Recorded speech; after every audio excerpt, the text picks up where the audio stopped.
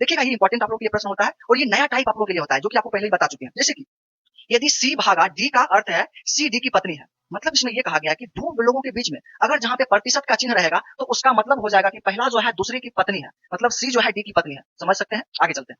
C and D का अर्थ है कि सी डी का पिता है, मतलब जहां पे एंड लगा होगा दो लोगों के बीच वहां जो है पहला दूसरा का पिता होगा। ये भी समझ गए हैं? तीसरा में देखते हैं। और यदि सी डॉलर डी होगा तो इसका मतलब हो जाएगा सी जो है डी की बेटी है, मतलब पहली जो है दूसरी की बेटी होगी अगर डॉलर लगा होगा दो बीच में। तो अब देखिए इस प्रश्न को कैसे बनाते हैं। तो इन सभी को ध्यानपूर्वक देखते हुए डब्ल्यू की केवल एक बेटी है, ये भी आप लोगों को इसमें बताया गया है। यदि डब्ल्यू की केवल एक बेटी है तो यहां से देखिएगा एक्स डॉलर वाई प्रतिशत डब्ल्यू एंड जेड, इसका आप लोगों को निकालना पड़ेगा। तो ध्यानपूर्वक आप समझिएगा कि यहाँ पे एक्स डॉलर वाई दिया गया है, तो डॉलर के बारे में आपको बता चुके हैं कि सी डी की बेटी है, मतलब पहला जो है दूसरे की बेटी है, तो वाई की बेटी यहाँ पे एक्स हो जाएगी। जो आप प्रश्न में भी देख रहे हैं डॉलर का मतलब होता है कि पहला जो है दूसरे की बेटी है, मतलब सी जो है डी की बेटी है, जो कि हम लोग इस पे काम कर चुके हैं। अब आते हैं, अब वाई और डब्ल्यू को देखेंगे और इन दोनों के बीच में कौन सा सिंबल है, तो आप कहेंगे प्रतिशत का सिंबल है।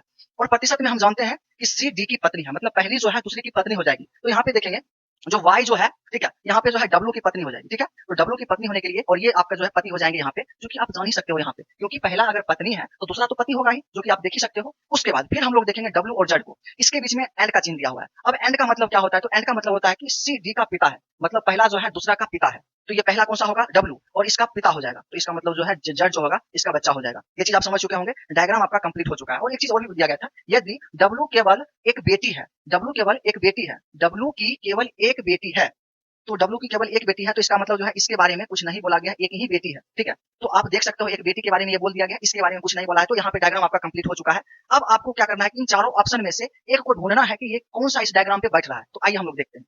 पहला, एक्स जेड का पुत्र है, एक्स जेड का पुत्र है, तो आप देख ही सकते हो पुत्र जो है डब्ल्यू और वाई का अगर कहा जाए तब जो है ये सही हो पाएगा, इसका मतलब जो है ये गलत है। फिर आगे चलते हैं, जेड एक्स की माँ है, माँ की बहन है, जेड एक्स की माँ की बहन, माँ की बहन होने के लिए यहाँ इसका बहन होगी, जो कि ये यहाँ पे इसका बच्चा है, ये आपका गलत हो जाएगा ये भी। ठीक है, नेक्स्ट चलते हैं, सी एक्स जेड की बहन है, एक्स जो है जेड की बहन है, तो आप देखोगे तो इन दोनों पति पत्नी का जो है एक बेटी यहाँ पे है और इसका डब्ल्यू का बेटा यहाँ मतलब बच्चा यहाँ पे है, तो ये दोनों जो है आपस में भाई बहन ही हो जाएंगे, जो आप देख ही सकते हो। इसके बारे में नहीं बोला है कि भाई या फिर बहन है, लेकिन ये दोनों जो है इसके ही संतान है, तो ये दोनों के बीच में भाई भाई या फिर भाई बहन का कोई रिश्ता हो सकता है, तो हम लोग इसको बना चुके हैं। और ये जो ऑप्शन आपका सही होगा, एक्स जेड की बहन है, तो एक्स जो है जेड की बहन, जो कि आप देख ही सकते हो ये महिला है और एक्स की ये बहन है, जो कि ये ऑप्शन जो है सी ऑप्शन सही हो जाएगा। अब आइए डी में कंफ्यूजन क्रिएट करने वाला चीज है, डी आपका गलत क्यों होगा ये आपको ध्यान देना है। कि जैसे बोला गया कि जेड एक्स की बहन है, बोला गया है जेड जो है एक्स की बहन है, जबकि आप जान रहे हो कि इसके बारे में ना फीमेल बोला गया है ना मेल बोला गया है, क्योंकि इस पे कोई सिंबल हम दिए हैं, तो आप कहेंगे कि नहीं, तो इसका मतलब जो है ये भी आपका जो ऑप्शन है गलत हो जाएगा। ऑप्शन सिर्फ एक सही होगा, तो आप लोगों का सी सही होगा, जो कि ये राइट आंसर आप लोगों का हो जाएगा।